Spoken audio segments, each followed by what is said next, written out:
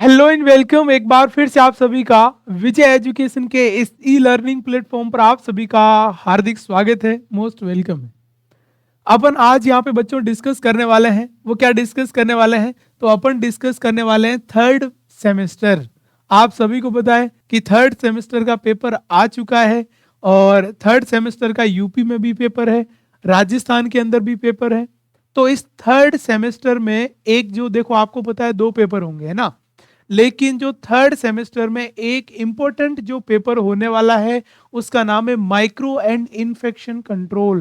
क्या होने वाला है? Micro and infection control. तो पेपर कैसे देना है, कौन कौन से इंपॉर्टेंट क्वेश्चंस आएंगे, उसके मॉडल पेपर को अपन यहाँ पे डिस्कस करने वाले हैं।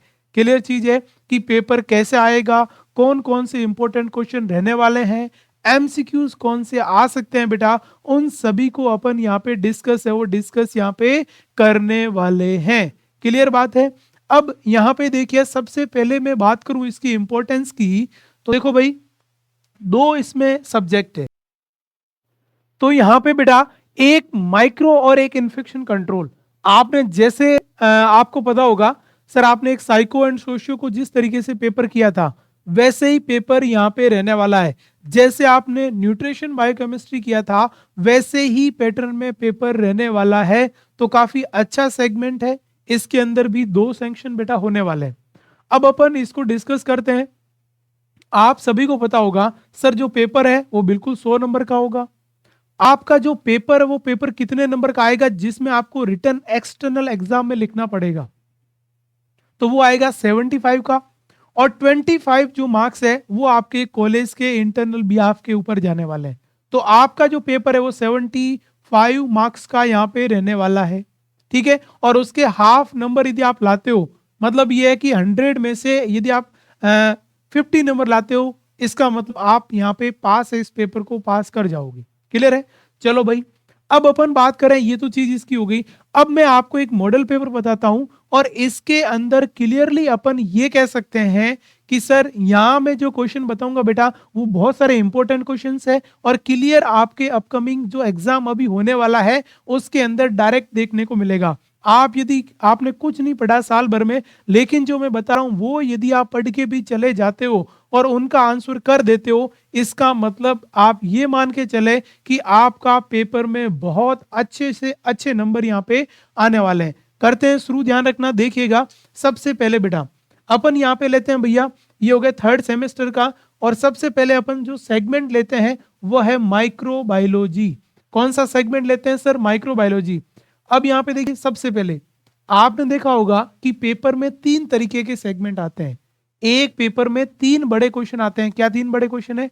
एक तो ध्यान रखना लॉन्ग क्वेश्चन, एक आएगा ध्यान रखना शॉर्ट नोट्स, है ना, मतलब अपन बोल सकते हैं राइट शॉर्ट नोट्स। उसके बाद आएगा वेरी शॉर्ट नोट्स और उसके बाद आते हैं एमसीक्यू। तो टोटल इसमें चार जो क्वेश्चन है वो रहने वाले हैं। इनके अंदर सब क्वेश्चंस को आपको यहाँ पे करना है। क्लियर है? अब यहाँ पे देखिएगा बेटा, सबसे पहला क्वेश्चन, वैसे तो मैंने आपको और भी क्वेश्चन है वो क्वेश्चंस बताए हैं, लेकिन यहाँ पे देखिए क्या लिखा हुआ है। सबसे पहला अपन यहाँ पे बात करें सर, ये हो गया describe about the national immunization programme. ध्यान रखना, अपन बोल सकते हैं सर एक क्वेश्चन बड़ा आपको देखने को मिलेगा नेशनल इम्यूनाइजेशन प्रोग्राम से। किससे देखने को मिलेगा? नेशनल इम्यूनाइजेशन प्रोग्राम से देखने को मिलेगा। भले वो उसमें आपसे कुछ भी वैक्सीन के बारे में पूछ ले, है ना, तो उससे रिलेटेड आपको पूरा इम्यूनाइजेशन शेड्यूल बताना है। इसके दो टाइप्स बताने हैं, जो एक्टिव और पैसिव होते हैं। आपको अच्छी तरीके से अपन ने पढ़ लिया है, डिस्कस भी किया था, है ना। तो उनको आपको यहाँ पे इसमें समझाना है और ये आपका क्वेश्चन आएगा। यदि ये इस प्रकार से नहीं आया तो बेटा अपन बोल सकते हैं इसके साथ में क्या होगा। अपन बोल रहे हैं सर ये जो वैक्सीन है ना, उस वैक्सीन की अपन यहाँ पे बात कर रहे हैं। किसकी बात करें? ध्यान रखना, ये होगा सर जो वैक्सीन है उस वैक्सीन की आप यहाँ पे बात है वो बात यहाँ पे करने वाले हो। क्या करने वाले हो? ध्यान रखना, यहाँ पे अपन बोल रहे हैं सर जो वैक्सीन है उस वैक्सीन की, इसमें अपन यहाँ पे बात है वो बात करने वाले हैं। क्लियर चीज है? तो ये इस तरीके से अपन यहाँ पे बोल सकते हैं। तो पहला जो क्वेश्चन है वो क्वेश्चन किसके ऊपर होगा? ध्यान रखना, ये हो गया सर इम्यूनाइजेशन है, उस इम्यूनाइजेशन के ऊपर रहने वाला है। और उसके जो भी आपके टाइप्स है वो टाइप्स वगैरह आप यहाँ पे क्या कर सकते हो, बता सकते हो। This is the important.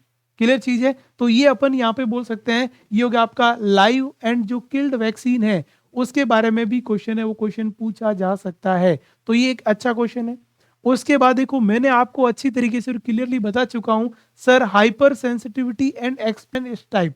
आप बिल्कुल अच्छी तरीके से हाइपर सेंसिटिविटी क्या होती है और उसके जो पांचों टाइप्स है, पहले इसकी आप इंडेक्स बना सकते हो कि भाई हाइपर सेंसिटिविटी कौन कौन सी होती है, डिलेड क्या होती है, आईजी मीडिएटेड क्या होती है, क्लियर चीज है। उसके बाद में अपन बोल रहे हैं बेसिक क्या होती है, सारी चीजें type first, type second, type third और टाइप फोर, चार प्रकार की है। उन सभी को अच्छी तरीके से आपको यहाँ पे एक्सप्लेन और डिस्क्राइब करना है, ये ध्यान रखना।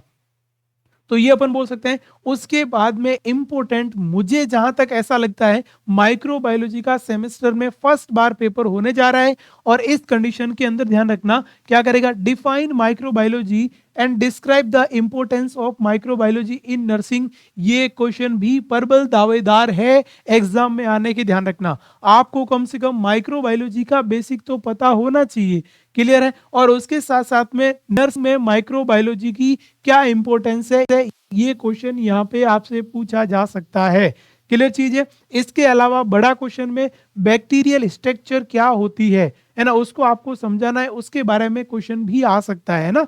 तो ये तो मैंने बात करी सर बड़े क्वेश्चन कौन से माइक्रो में यहाँ पे आ सकते हैं, तो आप ये मान के चले ये क्वेश्चन हो गया, ये क्वेश्चन हो गया, इसका हो गया। और उसके बाद एक क्वेश्चन मैं कह रहा हूं कि सर जो बैक्टीरिया है ना, सेकंड जो आपकी यूनिट है उसके अंदर जो बैक्टीरिया है, उस बैक्टीरिया की क्या स्ट्रक्चर होती है, बैक्टीरिया की बेटा क्या स्ट्रक्चर होती है, किस प्रकार से बैक्टीरिया के जो फंक्शंस है वो रहते हैं, किस प्रकार बैक्टीरिया का डिवीजन होता है, सारी बातें बैक्टीरिया के क्लासिफिकेशन के ऊपर या बैक्टीरिया के ऊपर आ सकता है। मैं कह रहा हूं यहाँ पे चार क्वेश्चन ही बड़े मोस्ट ऑफ यहाँ पे आपके बनते हैं। क्यों? क्योंकि आपकी चार यूनिट है और उस चार यूनिट से चार बड़े क्वेश्चन बनते हैं। अपने को ऑप्शनल में क्वेश्चन आएगा, यहाँ क्वेश्चन आपको दो दिए जाएंगे, आपको उसमें से एक क्वेश्चन अटेंड करना है। अब मैंने आपको चार क्वेश्चन बता दिए, कम से कम इन चारों को रट लोगे ना तो एक क्वेश्चन तो इन चारों में से आपको मिल ही जाएगा। और एक क्वेश्चन मिलेगा तो अपने को करना कितना है, एक ही तो क्वेश्चन करना है 10 नंबर का, बाकी उससे अपने को मतलब नहीं है। तो लॉन्ग क्वेश्चन में बेटा इस तरीके से यहाँ पे क्वेश्चन पूछा जा सकता है, क्लियर है बेटा। उसके बाद आ जाओ नेक्स्ट वन। नेक्स्ट वन यहाँ पे मैं बात करूं तो देखिए क्या लिखा हुआ है, शॉर्ट नोट्स है ना। और शॉर्ट नोट्स में आपके पास में ये देखो, ये हो गया आपका 5 नंबर का, 3 क्वेश्चन आपको अटेम्प्ट करने हैं। टोटल आपका कितना नंबर हो सकता है, 15 नंबर है। वो 15 नंबर का यहाँ पे क्वेश्चन है, वो क्वेश्चन आएगा। तो आपके सामने चार ऑप्शन होंगे, मतलब चार क्वेश्चन है, उसमें से 3 आपको चूज करने हैं। अब देखो क्वेश्चन क्या है, describe the principle and application of agglutination reaction. मैं आज भी आपको कह रहा हूं भैया, एग्लूटिनेशन रिएक्शन पढ़ के जाना। इसके ऊपर भली 2 नंबर में क्वेश्चन आओ, भली आपका 5 नंबर में क्वेश्चन आओ, बड़ा क्वेश्चन भी आ सकता है, लेकिन संभावना जितनी है वो ध्यान रखना, शॉर्ट क्वेश्चन और वेरी शॉर्ट क्वेश्चन है उसकी रहेगी। तो इसमें एग्लूटिनेशन रिएक्शन को डिफाइन करो, ये भी आ सकता है ना। आगे मैं इसमें बताऊंगा कि एग्लूटिनेशन रिएक्शन और प्रिसिपिटेशन रिएक्शन का डिफरेंस भी पूछा जा सकता है। तो ये चीज आप ध्यान रखना। मैं ये कह रहा हूं कि उस एग्जाम में भले एमसीक्यूज भी आओ, लेकिन एग्लूटिनेशन रिएक्शन से क्वेश्चन आएगा, मैं आपको गारंटी के साथ कह रहा हूं, क्लियर है। उसके बाद देखिएगा नेक्स्ट वन, ये हो गया right general characteristics of microbes. ये कह रहा है कि माइक्रोब्स कैसे होते हैं, बैक्टीरिया कैसा होता है, वायरस कैसा होता है, फंगस कैसा होता है, पैरासाइट्स कैसे होते हैं, इनके कैरेक्टरिस्टिक्स को आपको लिखना है। कुल मिला के माइक्रोब्स होते क्या हैं, चारों माइक्रोब्स के नाम लिखो, और उसके बाद इन कैसे कैसे माइक्रोब्स होते हैं, उनमें क्या मल्टीप्लिकेशन किस तरीके से होता है, उनको लिखना है। आराम से लिख सकते हो, कोई दिक्कत वाली बात ही नहीं बेटा। इसको तो अपन अच्छी तरीके से ध्यान रखना, बैक्टीरिया पढ़ा हुआ है, अच्छी तरीके से वायरस, सारी चीजें अपन ने देख लिया, डिस्कस कर लिया। उसके बाद देखो अगला नेक्स्ट वन क्या लिखा है, difference between prokaryotes and eukaryotes. कोई दिक्कत किसी को? मैंने इंडेक्स के साथ में प्रोकैरियोट्स में बताया, यूकैरियोट्स में बताया कि प्रोकैरियोट्स में क्या होता है, यूकैरियोट्स में क्या होता है। अपन यूकैरियोट्स है, बैक्टीरिया प्रोकैरियोट्स है ना। तो कभी कभी ओनली आपसे ये पूछ लिया जाए कि प्रोकैरियोट्स के बारे में बताइएगा, तो यू कैन बता सकते हो, ठीक है ना। और उसके बाद यहाँ पे बात करो तो यूकैरियोट्स और प्रोकैरियोट्स में डिफरेंस भी काफी अच्छा और इंपॉर्टेंट क्वेश्चन बनता है। तो ये क्वेश्चन बड़ा नहीं आएगा, अपन बोल रहे हैं सर शॉर्ट नोट्स में आ सकता है। अगला बेटा, डिस्कस अबाउट बैक्टीरियल ग्रोथ करो, ये भी आ सकता है भैया, क्योंकि बैक्टीरिया, यहाँ देखो आपने देखा होगा आपकी 4 यूनिट है टोटल। 4 में से पहली यूनिट तो जनरल इंट्रोडक्शन है, सेकंड यूनिट बैक्टीरिया के ऊपर ही है सबसे अधिक, सेकंड यूनिट किसके ऊपर है, बैक्टीरिया। तो उस बैक्टीरिया में से आप ये मान के चलो सर या तो लॉन्ग क्वेश्चन में दे देगा, लॉन्ग में नहीं दिया तो शॉर्ट में तो बैक्टीरिया का क्वेश्चन बनेगा, दैट्स मींस बनेगा। क्यों? क्योंकि यूनिट ही इतनी है भाई, माइक्रो में उसको कहीं से तो क्वेश्चन उठाना पड़ेगा। तो यदि बड़ा क्वेश्चन किसी दूसरी यूनिट का उठा लेगा तो शॉर्ट क्वेश्चन यहाँ पे आएगा। मैं कह रहा हूँ 100%। भले बैक्टीरिया की सेल वॉल के बारे में पूछे, बैक्टीरिया की स्ट्रक्चर के बारे में पूछे, भले अपन बोल रहे हैं बैक्टीरिया जो है उसकी ग्रोथ कर्व के बारे में पूछे, या बैक्टीरिया के कैरेक्टरिस्टिक्स पूछे, है ना, कुछ भी पूछे, एक क्वेश्चन बैक्टीरिया से यहाँ पे मैं गारंटी के साथ कहता हूँ बेटा आएगा। क्लियर है? तो ये आपके चारों क्वेश्चन हो गए। इन चारों में से आपको 3 डिस्कस करना है, कोई बिल्कुल सिंपल और इजी है। यही क्वेश्चन आपके आने वाले, यदि ये रट के जाओगे ना, मैं कह रहा हूँ एग्जाम में 100% देखने को मिलेंगे। क्लियर है? उसके बाद आ जाओ very short question. Very short question में आपको ध्यान रखना, यहां जो क्वेश्चन है उसको बड़ा नहीं लिखना है, ओनली जस्ट डिफाइन करना है ना। तो यहाँ पे अपन बोल रहे हैं सर 2 नंबर का क्वेश्चन है, 3 क्वेश्चन करने हैं, टोटल आपको 6 नंबर है, वो 6 नंबर यहाँ पे मिलने वाले हैं। कितने नंबर मिलने वाले हैं? 6 नंबर। एक चीज ध्यान रखना, यदि मैं बात करूं बेटा 10 नंबर का क्वेश्चन हो, कितने मार्क्स का क्वेश्चन है? 10 नंबर का क्वेश्चन हो, तो सर हम कितना लिखें तब हमारे सफिशिएंट नंबर आएंगे? बेटा देखो 2 चीजें, एक मैं कह रहा हूं लिखना जरूरी भी है, और एक मैं कह रहा हूं ज्यादा फालतू का लिखना जरूरी नहीं है। दोनों बातें, मतलब लिखना भी जरूरी है, लेकिन अपन बोल रहे हैं कि सर कुछ आता नहीं है, फालतू में ज्यादा लिखना भी जरूरी नहीं है। आपको यहाँ पे सफिशिएंट, यदि आपको किसी भी टॉपिक के बारे में बहुत अच्छा आता है तो आप यहाँ पे 10 पेज है वो 10 पेज भी भर सकते हो। अब आप बोलोगे सर 10 पेज कैसे? मतलब अपन बोल रहे हैं, ध्यान रखना, आपको जो 5 पेज है बहुत साइड से आपको यहाँ पे क्या करना है, 5 पेजेस को बहुत साइड से आपको भरना है, दैट्स मीन्स वो कंप्लीट। यदि आप इतना नहीं, आपने अच्छा कंटेंट लिखा, अच्छी हेडिंग लगाई ब्लैक पेन से, और उसके बाद में ब्लू पेन से बहुत अच्छी तरीके से यदि आपने बेटा लिखा है ना, तो आप ये मान के चले कि उसमें आपके अच्छी राइटिंग से 7-8 पेज भरे हैं, 7-8 पेज भरे हैं, दैट्स मीन्स आपको 8-9 नंबर मिल जाएंगे यदि आपने अच्छा लिखा है। ध्यान रखना, बिल्कुल कचरा भी नहीं लिखना है, आपको अच्छी अच्छी चीजें हेडिंग लगाओ, उस एग्जामिनर के सामने वो चीजें जानी चाहिए, और उसके बाद में ध्यान रखना आप अपने हिसाब से अपनी लैंग्वेज में, अपनी भाषा में, जैसे भी आपकी भाषा बनती है उस हिसाब से भी अपन अच्छी तरीके से बेटा कर सकते हैं, ये ध्यान रखना। क्लियर है? तो ये ध्यान रखना। उसके बाद अपन बोले सर 5 नंबर का क्वेश्चन आए, ये हो गया बेटा 5 मार्क्स का, है ना, और 5 नंबर का क्वेश्चन आए तो इसके अंदर आप 4 से 5 पेज भर सकते हो, मतलब आप 2.5 पेज है वो यहाँ पे आप क्या कर सकते हो, भर सकते हो। और यदि 2 नंबर का क्वेश्चन है, और 2 नंबर वाले क्वेश्चन के अंदर ध्यान रखना, अपन बोल रहे हैं सर आपको क्या करना है इसमें, दिस इज द, अपन बोल रहे हैं वन पेज, ओनली 1 पेज बहुत है भाई, 1 पेज बहुत है, 1 और या 1.5 पेज है वो आप यहाँ पे भर सकते हो, इसके अलावा कुछ नहीं। और एमसीक्यू जब करते हो तो उसको उतारने की आवश्यकता नहीं है। कई बच्चे होते हैं सर एमसीक्यू को लिख देते हैं, आपको कुछ नहीं करना है, ये हो गया आपको एमसीक्यू पहले लिखना, ध्यान रखना एमसीक्यू, और एमसीक्यू के अंदर जो पहला एमसीक्यू का ए आंसर ए लिखो, दूसरे एमसीक्यू इसका बी आंसर बी लिखो। आप यदि उस पूरे क्वेश्चन को उतारने बैठोगे, उस पर टिक करोगे, तो बेटा ये तो टाइम वेस्ट हो जाएगा। ऐसा आपको नहीं करना, बिल्कुल ABCD इस तरीके से आपको लिखना है। ये मैं कह सकता हूं, कितना लिखना है क्या करना है उसकी बात है। ठीक है, अब आ जाओ नेक्स्ट वन। शॉर्ट में आप बात करोगे sir cross infection. Cross infection आपको पता है हॉस्पिटल के अंदर होता है। क्रॉस इन्फेक्शन सबसे अधिक कहां पे देखने को मिलता है? हॉस्पिटल में, कि एक पेशेंट का किसी दूसरे पेशेंट की जो है वो इन्फेक्शन चला जाना, this is the cross infection. आप यहाँ पे हॉस्पिटल एक्वायर्ड इन्फेक्शन या क्रॉस इन्फेक्शन के बारे में लिख सकते हो। अगला आ गया देखो, व्हाट इज द प्रोकैरियोट्स। कभी कभी ऐसी चीजें आ जाती है जो अपनी बहुत ईजी हो जाती है, जैसे आपने डिफरेंस क्या पढ़ के गए सर, प्रोकैरियोट्स एंड यूकैरियोट्स में डिफरेंट, तो हम बहुत शानदार तरीके से पढ़ के गए। यूकैरियोट्स को भूल जाओ, प्रोकैरियोट्स पूरा लिख दो, उसकी जितनी, जैसे माना कि 10 लाइन है, आपको याद है 10 लाइन है, 1 बाई 1 आप यहाँ पे क्या कर सकते हो, लिख सकते हो, आपको डिफरेंस करने की आवश्यकता ही नहीं है। तो इस तरीके से यूकैरियोट्स पूछे, वैसे यूकैरियोट्स नहीं पूछेगा, क्यों? क्योंकि यूकैरियोट्स तो अपन है, प्रोकैरियोट्स तो वो है, तो सबसे अधिक क्वेश्चन उसके ऊपर पूछा जाएगा। अगला, discussion about the blood culture. ध्यान रखना, मैंने आपको क्या बोला, कल्चर मीडिया या कल्चर के ऊपर या तो शॉर्ट नोट्स आएगा या लॉन्ग क्वेश्चन भी आ सकता है। ध्यान रखना, ये जो कल्चर है ना, इस कल्चर मीडिया के ऊपर बिल्कुल क्वेश्चन है, वो क्वेश्चन आएगा। और जहां तक मुझे लगता है कल्चर मीडिया का जो क्वेश्चन है बेटा, वह क्वेश्चन आपके शॉर्ट नोट्स में आएगा, 5 नंबर में और 2 नंबर में। कितने मार्क्स के अंदर बेटा? 5 मार्क्स के अंदर आ सकता है और 2 नंबर, क्योंकि define the culture media, question ऐसे बन सकता है ना कि डिफाइन द कल्चर मीडिया। आप कल्चर मीडिया को डिफाइन करो, और टाइप्स ऑफ कल्चर मीडिया, जितने भी कल्चर मीडिया के टाइप्स है आप उसको देख दो, तो ये चीज अपन यहाँ पे बोल रहे हैं, तो ये भी अच्छा क्वेश्चन बनता है बेटा, और क्वेश्चन पूछा जाए। कल्चर इंपॉर्टेंट चीज है।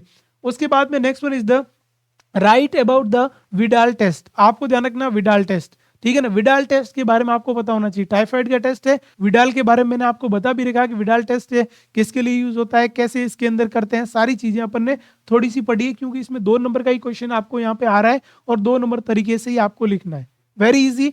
अब इसके अलावा और कौन कौन से क्वेश्चन यहाँ पे आ सकते हैं, ठीक है। और क्वेश्चन की मैं बात करूं बेटा, तो एक तो राइट अबाउट द एलिजा, है ना। आपको पता है सर सीरोलॉजिकल टेस्ट है, इसमें एंजाइम लिंक्ड इम्यूनो सोर्बेंट ऐसे जो टेस्ट होता है वो आप किसी के लिए भी कर सकते हो, है ना। सीरोलॉजिकल टेस्ट है, आइडेंटिफिकेशन टेस्ट है, एचआईवी के लिए सबसे अधिक करते हैं, लेकिन आप इसके अलावा भी किया जा सकता है। उसके बाद में define immunization and type of vaccine, बिल्कुल ये भी क्वेश्चन आपका बन सकता है, जो मैंने आपको पहले ही बता दिया था। उसके बाद describe the antigen antibody reaction, this is the short question या वेरी शॉर्ट क्वेश्चन। आप ये मान के चले तो इसको भी आप अच्छी तरीके से देख लेना कि एंटीजन क्या होता है, एंटीबॉडी क्या होती है, एंटीजन एंटीबॉडी रिएक्शन कैसे होती है, और एंटीजन एंटीबॉडी रिएक्शन कितने प्रकार की होती है, वह भी आप यहाँ पे देख सकते हो। क्लियर है बेटा। इसके अलावा यहाँ पे देखो अगला, difference between precipitation and agglutination reaction. मैंने बोला कि ये क्वेश्चन आपका आ सकता है शॉर्ट नोट्स में, कि आप यहाँ पे ध्यान रखना प्रिसिपिटेशन में क्या है और एग्लूटिनेशन में क्या है। मैंने आपको बता चुका हूं। आप एक साइड यहाँ पे ध्यान रखना प्रिसिपिटेशन को पूरा छाप दो, और एक साइड आप ध्यान रखना एग्लूटिनेशन रिएक्शन को छाप दो। ये हो गया आपका दो डिफरेंस। डिफरेंस में कोई अलग से डिफरेंस लाने की आवश्यकता नहीं है। जो आपको प्रिसिपिटेशन है वो एक साइड लिख दो, और आपका ध्यान रखना ये एग्लूटिनेशन है वो एक साइड लिख दो। अगला, define immunoglobins and it's type, बिल्कुल इम्यूनोग्लोबिन के ऊपर क्वेश्चन आ सकता है। ये भी इम्यूनोग्लोबिन मेरा जहां मन करता है शॉर्ट क्वेश्चन में क्वेश्चन पूछा जाएगा, और यदि बड़ा पूछा जाए तो भी अपने को दिक्कत नहीं है। आपको इम्यूनोग्लोबिन अच्छी तरीके से पता है ना बेटा कि इम्यूनोग्लोबिन सर क्या होता है, कि क्या क्या लिखना है। 5 टाइप्स लिखो, 5 के अंदर एक 5-5 10-10 लाइन लिखोगे तो बड़ी लॉन्ग क्वेश्चन आएगा, तो भी अपन कर सकते हैं, बट आपको याद होना चाहिए। उसके बाद अगला next one, difference between endotoxin and exotoxin. Endotoxin क्या होता है, एक्सोटॉक्सिन क्या होता है।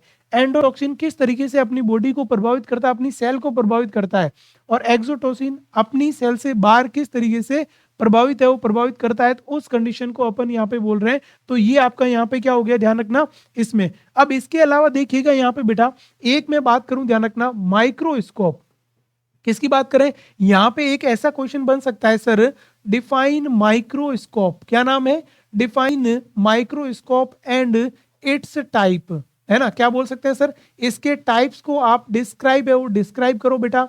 ये ध्यान रखना, मैं कह रहा हूं 10 नंबर के 10 मार्क्स में भी क्वेश्चन इसको पूछा जा सकता है, कोई बड़ी बात नहीं है। क्योंकि माइक्रोस्कोप क्या होता है उसको डिफाइन करो, क्योंकि माइक्रोस्कोप आपका फर्स्ट में आता है, क्योंकि माइक्रोस्कोप के द्वारा माइक्रोबायोलॉजी नहीं है ना। तो ये इजी वे में क्वेश्चन ये भी पूछा जा सकता है। इतना मैं गारंटी से कह रहा हूं कि जो जो मैंने यहाँ पे आपको क्वेश्चन बताए हैं, क्वेश्चन उनमें से ही पूछा जाएगा। इसका मतलब मैंने आपको 5 बड़े क्वेश्चन बताए, ध्यान रख लेना कौन से 5 बड़े क्वेश्चन बताए। पहला मैं बात कर रहा हूं, ध्यान रखना, चलो यहीं से ले लेता हूं, कि एक तो माइक्रोबायोलॉजी डिफाइन करो, और माइक्रोस्कोप के बारे में और माइक्रोस्कोप के कितने टाइप्स हैं उनको डिफाइन करो, पहला क्वेश्चन। दूसरा, माइक्रोबायोलॉजी क्या होती है और उसकी क्या इंपॉर्टेंस है नर्सिंग के अंदर, 2 क्वेश्चन। तीसरा अपन बोल रहे हैं सर जो इम्यूनिटी है, इम्यूनाइजेशन है या वैक्सीनेशन, उनके ऊपर बड़ा क्वेश्चन आ सकता है। चौथा क्वेश्चन अपन बोलते हैं सर हाइपर सेंसिटिविटी रिएक्शन है, उसके ऊपर यहाँ पे आ सकता है। पांचवा क्वेश्चन मैं बोल रहा हूँ सर बैक्टीरिया है ना, बैक्टीरिया क्या है, बैक्टीरिया के स्ट्रक्चर क्या है, बैक्टीरिया के रोल क्या है, सारी चीजें बैक्टीरिया के ऊपर पूछी जा सकती है। ये हो गया, ध्यान रखना 5 क्वेश्चन सबसे अधिक पूछे जा सकते हैं। 4 यूनिट है और ये 5 क्वेश्चन है, ये 10 नंबर के आपके पूछे जाएंगे। 5 रट लो क्वेश्चन, बाकी आपको कुछ पढ़ने की आवश्यकता भी नहीं है। गारंटी के साथ कह रहा हूं, आप ये एग्जाम दे के आओगे, वापस आके इसको देखोगे ना, तो आप बोलोगे सर एक क्लास भी बहुत सफिशिएंट थी। ये आपके लिए सबसे बड़ी हिंट है, ये ध्यान रखना। क्लियर है बच्चों। उसके बाद देखिएगा नेक्स्ट वन। अब आ जाओ भैया, मैंने सारे क्वेश्चन तो आपको बता ही दिए। अब आ जाओ, अपन बोल रहे हैं सर एमसीक्यूज के ऊपर। पहला एमसीक्यूज क्या है, penicillin was obtained from the fungal moulded name. अब सीधी सी बात है कि पेनिसिलिन जो होती है वो कौन से फंगल नेम से ऑब्टेन्ड होती है, ये क्वेश्चन मैंने आपको पहले भी बताया। ये हो गया पेनिसिलियम नोटेटम, उसके बाद ध्यान रखना फ्यूसिडियम, उसके बाद म्यूसिर, उसके बाद ध्यान रखना ये हो गया आपका रेजोपस। अब इसमें अपन बात करें, राइजोपस हो गया, ये म्यूकोर हो गया, उसके बाद फ्यूसिफॉर्म, ये सारी चीजें। अब आपको पता है सर ये तो सिंपल क्वेश्चन है, और ये क्वेश्चन ध्यान रखना किस तरीके से हो गया, ये हो गया आपका पेनिसिलियम नोटेटम। किसकी बात करें ध्यान रखना, ये हो गया पेनिसिलियम नोटेटम, जो फंगस है उससे पेनिसिलिन प्राप्त की जाती है। बेसिक क्वेश्चन ये नहीं आएगा बेटा तो आप ये ध्यान रखना, एक मैं चीज बार बार बता रहा हूं कि सर ये हो गया फादर ऑफ, ये हो गया माइक्रोबायोलॉजी, किसी को कंफ्यूजन नहीं रखना है। माइक्रोबायोलॉजी के जो फादर है बेटा, वो फादर कौन है ध्यान रखना, एंटनी वॉन, ये होगी ध्यान रखना ल्यूवेन। किसकी बात करें ध्यान रखना, एंटोनी वॉन ल्यूवेन हॉक है ना, वो यहाँ पे इसके फादर रहने वाले हैं, बिल्कुल रहने वाले हैं, क्योंकि माइक्रोबायोलॉजी बहुत बड़ी है और इसमें अपन बोल रहे हैं कि आपको कोई डाउट ही नहीं करना है। दूसरी अपन यहाँ पे बात करें सर मेडिकल माइक्रोबायोलॉजी, तो मेडिकल माइक्रोबायोलॉजी में आप किसको यहाँ पे ले जा सकते हो, तो उसके लिए अपन बोल सकते हैं सर, वैसे तो दो साइंटिस्ट है, एक का नाम है बेटा लुईस पाश्चर, क्या नाम है ध्यान रखना, लुईस पाश्चर, और दूसरे का नाम क्या हो गया ध्यान रखना, ये हो गया रॉबर्ट कोच, है ना। दोनों ने साथ में मिलके इसकी खोज करी है, लेकिन अपन यदि किसी को प्रायोरिटी दे तो वो किसको दे सकते हैं, ये हो गया सर लुईस पाश्चर को आप प्रायोरिटी दे सकते हो। अब मैं जो बोल रहा हूं दैट्स मींस फाइनल, ये फाइनल आपको ही ध्यान रखना है। ये हो गए सर एंटनी वैन ल्यूवेन इसके हैं, और मेडिकल माइक्रोबायोलॉजी के लुईस पाश्चर है, दैट्स कंप्लीट। इनके बारे में क्वेश्चन आएगा, देख लेना, ठीक बात है। उसके बाद देखिएगा अगला नेक्स्ट वन क्या लिखा है कि the organism which obtain energy from chemicals. भैया ऐसा कौन सा ऑर्गेनिज्म है जो केमिकल से उसको एनर्जी मिलती है, तो उस टर्म्स को क्या कहते हैं, उस वर्ड्स को, फोटोट्रॉप्स, कीमोट्रॉप्स, ऑर्गेनोट्रॉप्स या ऑटोट्रॉप्स। अब आपको नाम से दिख रहा है ये तो लाइट से रिलेटेड हो गया, इसको अपन किसकी बात करें ध्यान रखना, सर ये तो लाइट से रिलेटेड हो गया, इसका मतलब तो ये लाइट, इसका मतलब क्या है केमिकल, तो बिल्कुल बेसिक है बेटा। इसमें अपन बोल रहे हैं सर केमिकल है ना, उस केमिकल से उसको एनर्जी मिल रही है, उसको अपन क्या बोलते हैं बेटा, ऐसा बैक्टीरिया जो होता है, ऐसा ऑर्गेनिज्म होता है, उसको अपन क्या बोलते हैं, दिस इज द कीमोट्रॉप्स है, उस कीमोट्रॉप्स के नाम से जान रहे हैं। किसके नाम से जान रहे हैं, कीमोट्रॉप्स है, उस कीमोट्रॉप्स के नाम से अपन यहाँ पे जान रहे हैं, दैट्स इंपॉर्टेंट। ये चीज यहाँ पे आपको ध्यान में रखनी है, कोई ठीक बड़ी बात नहीं, अच्छी बात है ना। उसके बाद देखिएगा नेक्स्ट वन, नेक्स्ट अपन बात करें टिटनस। अब देखो मैं आपको कह रहा हूं ना, टिटनस इज ए, टिटनस क्या है ना, सिंपल से क्वेश्चन, वैक्सीन यहाँ पे है ना, मैं कह रहा हूं इम्यूनिटी से रिलेटेड आपके सवाल आएंगे, वैक्सीन से रिलेटेड सवाल आएंगे, हाइपर सेंसिटिविटी से सवाल आएंगे, और एग्लूटिनेशन रिएक्शन से रिलेटेड क्वेश्चन आएंगे एमसीक्यू। मैं जो मुंह से बोल रहा हूं उसी से रिलेटेड आपके यहाँ पे आने वाला है, क्योंकि इंपॉर्टेंस बेटा यही है, क्लियर है। अब अपन बोल रहे हैं flaccid paralysis, flaccid paralysis polio में देखने को मिलता है, किसके अंदर बेटा, पोलियो के अंदर, इसको काट दो।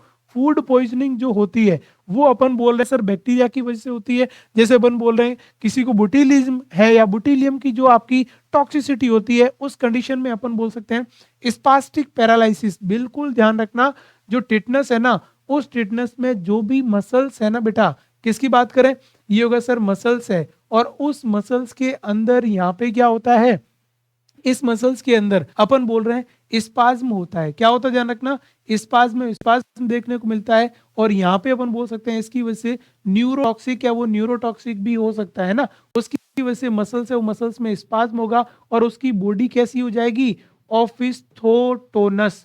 ऑफिस्थोटोनस का मतलब कैसा हो जाएगा, उसकी बॉडी जकड़न करके इंद्रधनुष की तरफ बन जाएगी। ऑफिस्थोटोनस दैट्स मींस इंद्रधनुष, है ना।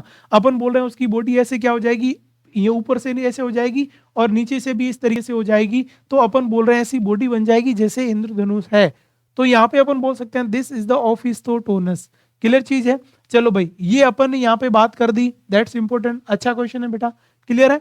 चलो भाई उसके बाद देखिएगा नेक्स्ट वन, मैं आपको कह रहा हूँ वैक्सीन से रिलेटेड एमसीक्यू आएगा, कोई रोक भी नहीं सकता।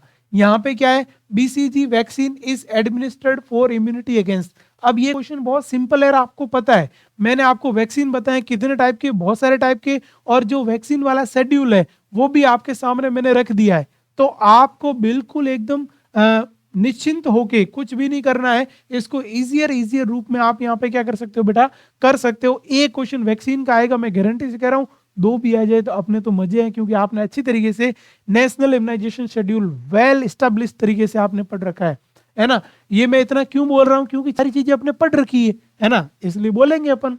ये होगी ध्यान रखना बेटा, मलेरिया, टीबी, जॉन्डिस और हेपेटाइटिस। हेपेटाइटिस के लिए आप सभी को पता है सर हेपेटाइटिस बी है। क्लियर चीज है, ये होगा नहीं, मलेरिया होगा नहीं, मतलब यहाँ पे आपका क्या रहेगा, टीबी है वो tuberculosis. B is the right answer. क्या रहने वाला है, बी बिल्कुल बेटा राइट है, वो राइट आंसर यहाँ पे रहेगा। चलो भाई ये हो गया। उसके बाद next one, incubation period of, ये हो गया ध्यान रखना, क्लेमाइडियल ट्रैकोमेटिस, है ना, क्लेमाइडियल ट्रैकोमेटिस, क्लेमाइडियल वेजिनलिटीज, ये सारी चीजें इनमें ध्यान रखना। आपसे यदि पूछा जाए किसी का इंक्यूबेशन पीरियड, जैसे अपन बात करें सर, ये देख लो, मैं आपको थोड़ा सा बता ही देता हूं, सारे आपके डाउट्स क्लियर ही कर देता हूं, कभी ऐसा खुदा ना खास्ता क्वेश्चन आ जाए तो अपने को ये कोलेरा बेटा, इस कोलेरा का जो इंक्यूबेशन पीरियड है, इस कोलेरा का जो इंक्यूबेशन पीरियड है, इस इंक्यूबेशन पीरियड, ये जो रहेगा आपका इंक्यूबेशन पीरियड है ना, और इसका जो इंक्यूबेशन पीरियड है अपन बोल रहे हैं last to last 4 to 5 days, last मतलब ये कुछ घंटे से लगाकर कुछ दिन तक हो सकता है।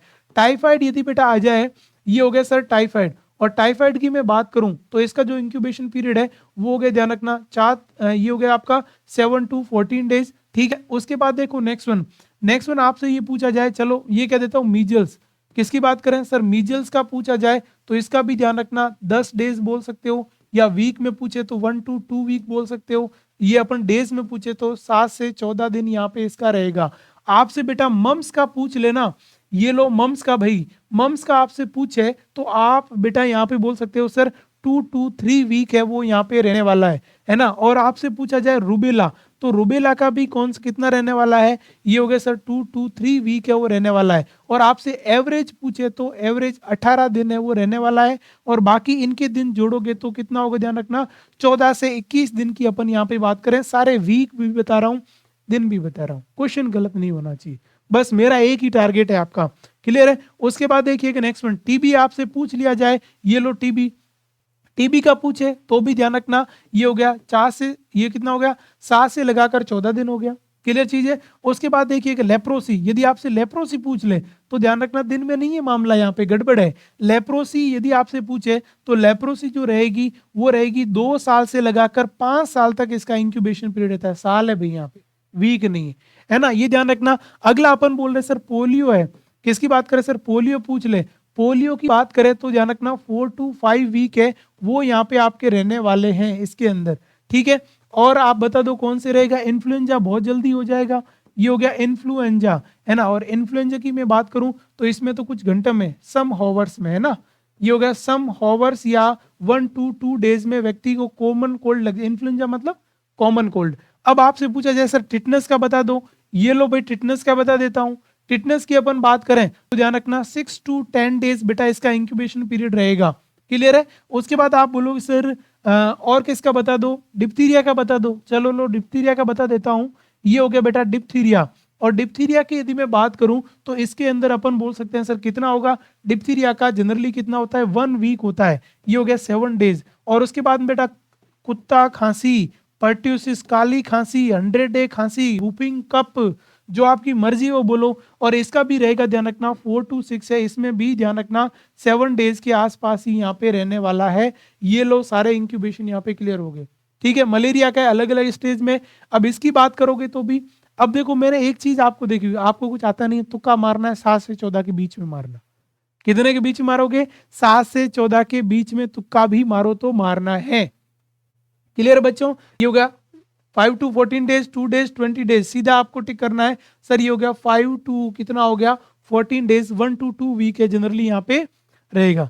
चलो भाई अगला, major mode of transmission of rabies. Rabies किसकी वजह से फैलता है, बता दो किसकी वजह से फैलता है, ऑर्गन ट्रांसप्लांट की वजह से। दूसरा ये हो गया ध्यान रखना एरोसोल्स इन्फेक्शन की वजह से, बाइट एंड ये हो गया लाइस रेड एनिमल्स, बिल्कुल सीधी सी बात है, ये हो गया कोई भी एनिमल काटेगा तो उस काटने की वजह से रेबीज है वो रेबीज होगा। तो सी आंसर सही है, बाकी सारे आंसर यहाँ पे गलत है, वो रहने वाले हैं। ये आपका कौन सा हो गया बेटा, वो मैंने बता दी माइक्रोबायोलॉजी। ये क्लास ध्यान से देख लेना, इस क्लास को माइंड में सेट कर लेना और पेपर बहुत शानदार जाने वाला है। आ जाओ भैया सेकंड बेटा, किसके ऊपर, B infection control and safety. Infection control and safety के बारे में क्या क्वेश्चन आएगा, सबसे पहले बड़ा क्वेश्चन, इसमें भी सेम पैटर्न रहेगा। बड़ा क्वेश्चन 2 में से एक करना है। मैं आपको यहाँ पे बड़े क्वेश्चन कौन कौन से बता रहा हूँ, पहला define hospital acquired infection sources type and route of, मतलब पूरा 10 नंबर का जितना हॉस्पिटल एक्वायर्ड इन्फेक्शन और इन्फेक्शन के बारे में सारी बातें हैं ना, इसमें छाप दो बढ़िया तरीके से, वेल डिफाइंड तरीके से। नोजोक्रोमिल इन्फेक्शन पूछे तो भी छाप दो, क्योंकि दोनों एक ही चीज है। नोजोक्रोमिल इन्फेक्शन या हॉस्पिटल एक्वायर्ड इन्फेक्शन पूछे तो भी आप यहाँ पे छाप देना बहुत अच्छी तरीके से, कोई दिक्कत नहीं। उसके बाद define sterilisation, second very important आएगा। Define sterilisation types and method of sterilisation, आपको स्टरलाइजेशन को डिफाइन करना है, उसके टाइप्स पूरी इंडेक्स बहुत शानदार तरीके से बनाना, उसमें स्टरलाइजेशन के मेथड भी है और डिसइंफेक्टेंट के मेथड भी मैंने बहुत अच्छी तरीके से आपको लिखा चुका हूं, तो वो आपको करना है, 10 नंबर में आएगा। और उसके बाद में और कौन सा, biomedical waste management briefly, biomedical waste management को बहुत अच्छी तरीके से, तो ध्यान रखना 1 2 3 सबसे इंपॉर्टेंट इंपॉर्टेंट। और मैं कह रहा हूं, यदि मैं कह रहा हूं कोई ऑप्शनल में और भी आता है तो ध्यान रखना इनमें से एक क्वेश्चन तो जरूर देखने को मिलेगा, अपने को मतलब है एक से, बाकी भले कुछ भी आ जाए, यदि आपके इन तीनों में से एक क्वेश्चन आ गया दैट्स मींस आपके 10 नंबर बन गए। कोई दिक्कत किसी को? यस, ये ध्यान रखना क्योंकि ये बड़े क्वेश्चन बेटा बन सकते हैं। क्लियर है? चलो भाई, उसके बाद देखिएगा नेक्स्ट वन, सेकंड अपन यहाँ पे बात करें शॉर्ट नोट्स के अंदर, शॉर्ट नोट्स में वही कहानी है, 3 करना है। कैसे? Role of infection control nurse in tertiary care centre, कुल मिला के जो इन्फेक्शन कंट्रोल वाली नर्स है उसको किन किन बातों का ध्यान रखना है जब वो हॉस्पिटल में, टर्सरी हॉस्पिटल में कहीं भी काम कर रही है। मैंने आपको ध्यान रखना नर्स कैसे इन्फेक्शन कंट्रोल से प्रिवेंट कर सकती है और नर्स कैसे किसी भी व्यक्ति में होने वाले इन्फेक्शन को बचा सकती है।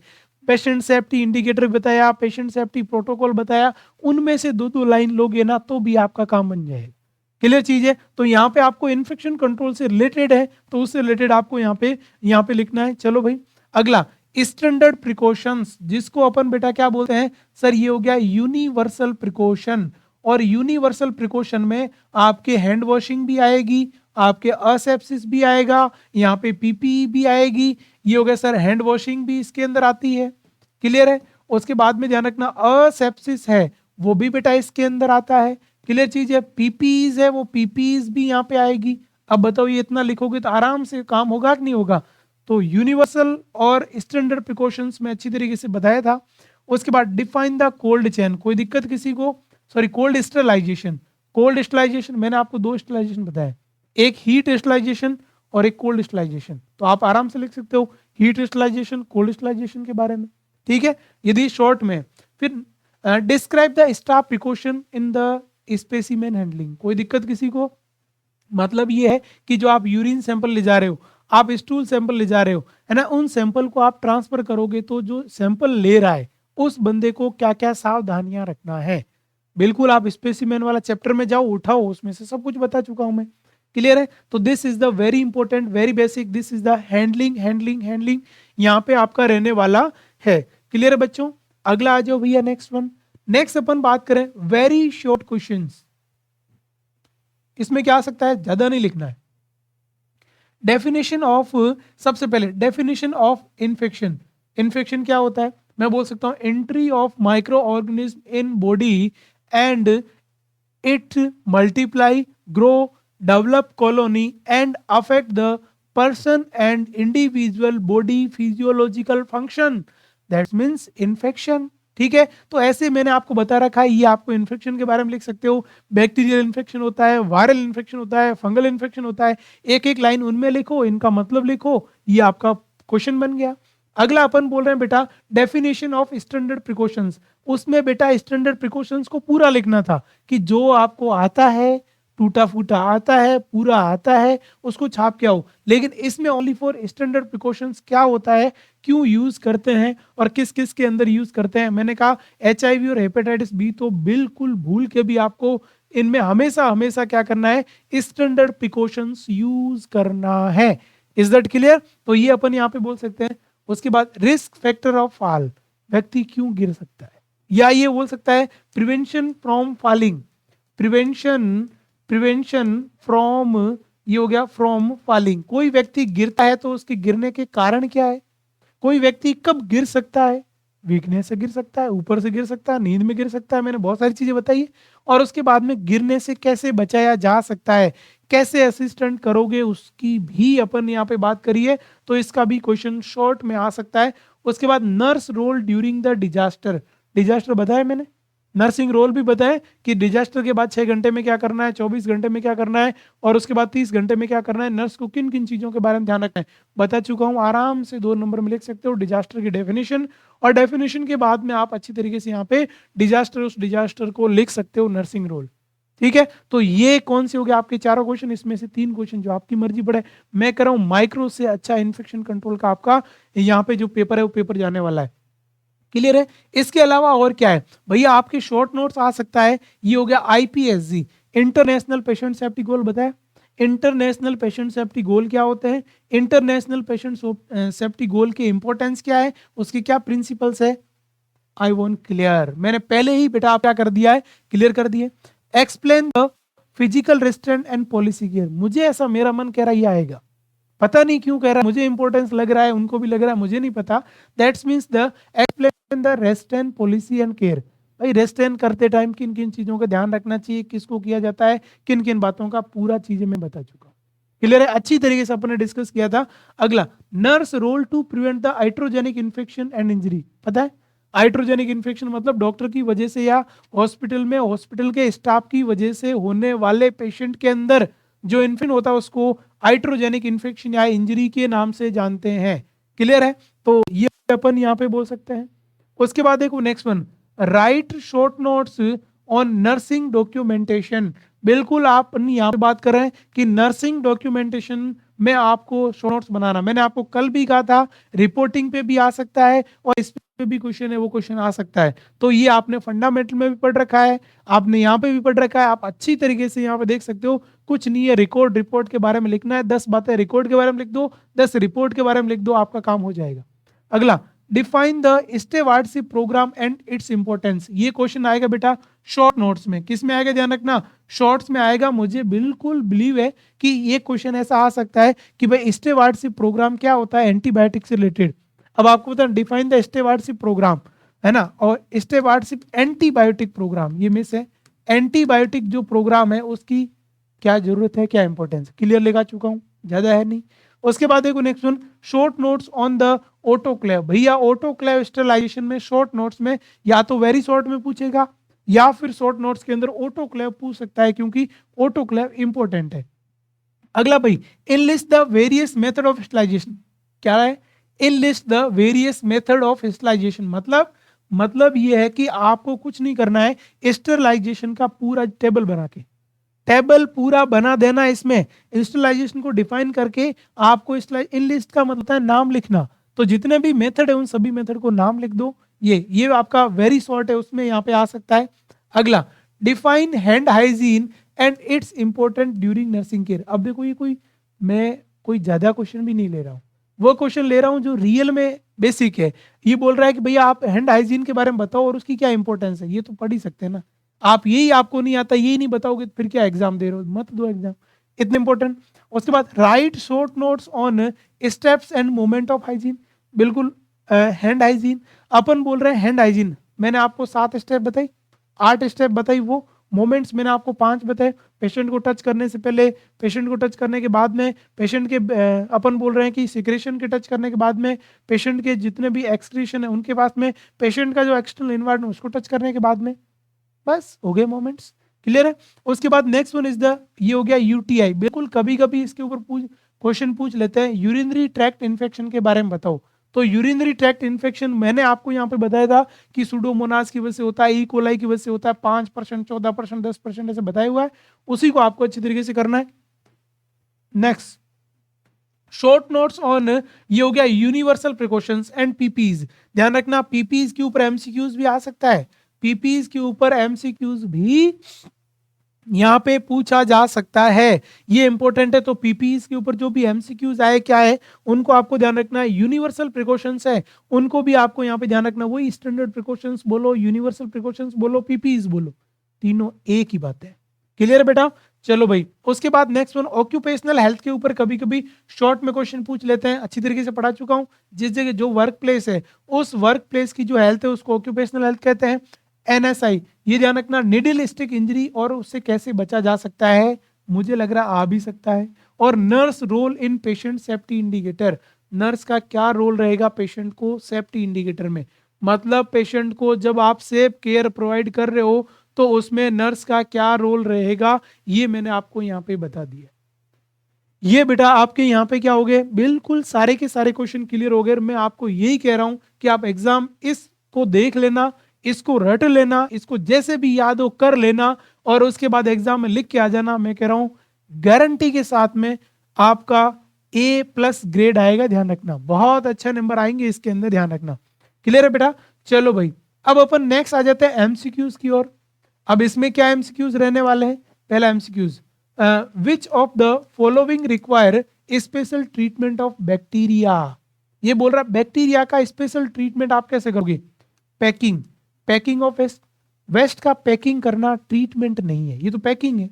उसके बाद labelling on the waste, this is not a treatment. Transportation of waste, this is not a treatment. लेकिन अपन बोल रहे हैं यदि आपने जो वेस्ट है उस वेस्ट को गाड़ दिया, जमीन के अंदर डिस्ट्रॉय कर दिया, पूरा का पूरा उसको तोड़ के गाड़ दिया, that means this is the degradation of the waste, ये ट्रीटमेंट है। यहां आपका ध्यान रखना, इसमें ध्यान रखना, इतने सिंपल एमसीक्यूज आने वाले हैं कि एक तो ध्यान रखना बायोमेडिकल वेस्ट पढ़ा है तो 2 क्वेश्चन तो वो ले डूबेगा। आपके यदि 7-8 एमसीक्यूज आते हैं ना तो 2 बायोमेडिकल वेस्ट के एमसीक्यूज आ जाएंगे, कोई दिक्कत ही नहीं आएगी आपको। क्लियर है बेटा? नेक्स्ट वन क्या लिखा, वॉट डज, ये हो गया कोड ब्लू। मैंने आपको 2-3 कोड बताए, वैसे तो मैंने पूरा कोड आपको समझा दिया है। मैं कह रहा हूँ पिंक कोड किसके लिए, आप बोलोगे सर बच्चों के लिए। मैं कह रहा हूँ ब्लू कोड किसके लिए, आप बोलो कार्डियक पेशेंट के लिए। मैं कह रहा हूँ येलो कोड किसके लिए, आपको बोलो वेदर खराब है उसके लिए, है ना। ब्लैक कोड किसके लिए, चोरी के लिए। इस तरीके से अपन यहाँ पे बोल सकते हैं। तो वो किसके लिए, बम ब्लास्टिंग के लिए, कार्डियक अरेस्ट के लिए, फायर इमरजेंसी या पीडियाट्रिक। पीडियाट्रिक के लिए पिंक होता है तो ये भी नहीं होगा, फायर के लिए ये थोड़ी होता है, फायर के लिए दूसरा होता है। और उसके बाद अपन बात करें यहाँ पे कार्डियक, तो ये कभी कोड के बारे में पूछे ना तो बिल्कुल इमरजेंसी कोड आपको ध्यान रखना है, इमरजेंसी कोड के बारे में। कभी कभार पूछ ले, एमसीक्यूज है, बेसिक चीजें, कोई बड़ी बात तो है नहीं। उसके बाद अगला आ जाओ, what are the portal of entry of microorganism in intravenous catheter system।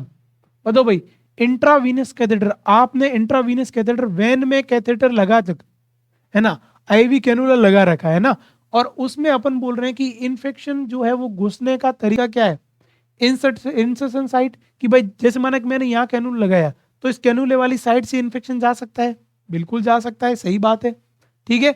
उसके बाद स्टॉप कॉक, अपन जो आपकी स्टॉप कॉक होती है ऊपर वाली, उसके ऊपर से इन्फेक्शन अंदर जा सकता है, बिल्कुल जा सकता है, क्योंकि वो भी ध्यान रखना इन्फेक्टेड हुई तो कहीं ना कहीं वैन के संपर्क में आएगी, उसके अंदर भी जो है वो अपन बोल रहे हैं सर जो ब्लड है, मेडिसिन है वो आ रही है, तो इसके बिल्कुल क्या होगा। और तीसरा क्या हो गया, मेडिकेशन पोर्ट, जिसके द्वारा आप मेडिसिन को पुश करते हो, बिल्कुल यदि वो इन्फेक्टेड है तो सीधा वैन में जाएगा, मतलब ये तीनों होंगे, तो इसका मतलब ऑल ऑफ अबोव है, वो डी आंसर यहाँ पे सही जाएगा। बस कुछ नहीं करना है, समझना है, दिमाग लगाना, ठीक है बेटा।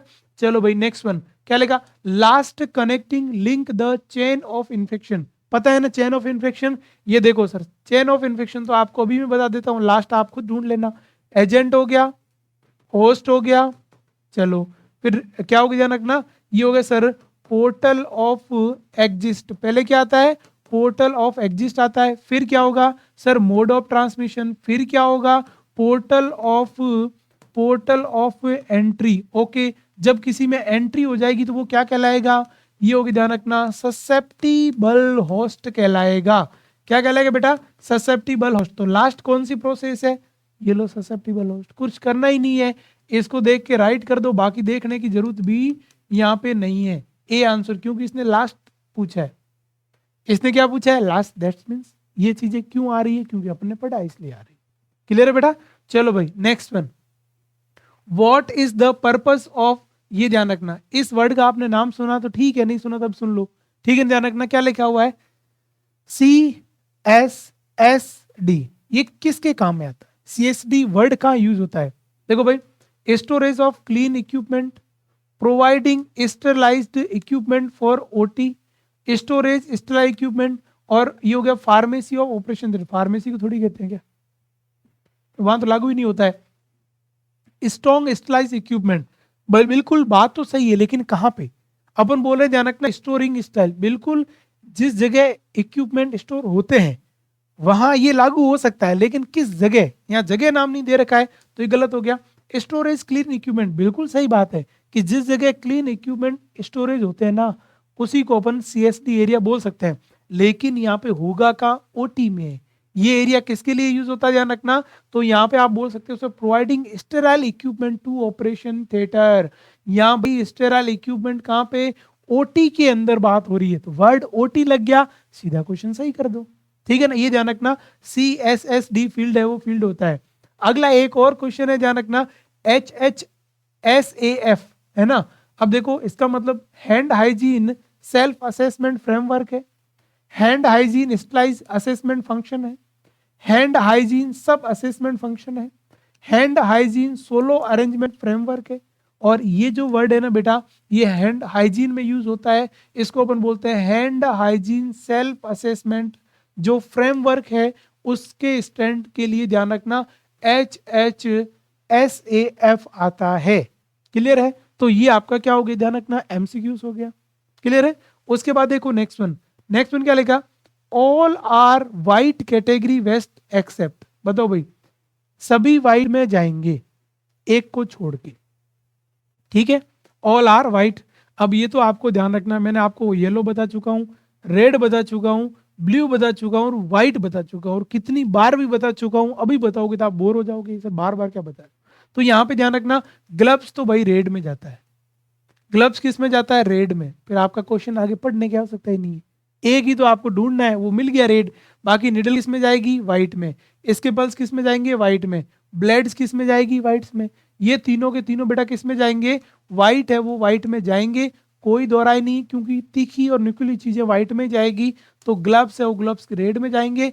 तो आंसर है वो आंसर बेटा क्या हो गया आपका, ए है वो ए बिल्कुल सही और राइट आंसर यहाँ पे हो चुका है। क्लियर है भाई, चलो ये आपका हो गया इसके अंदर।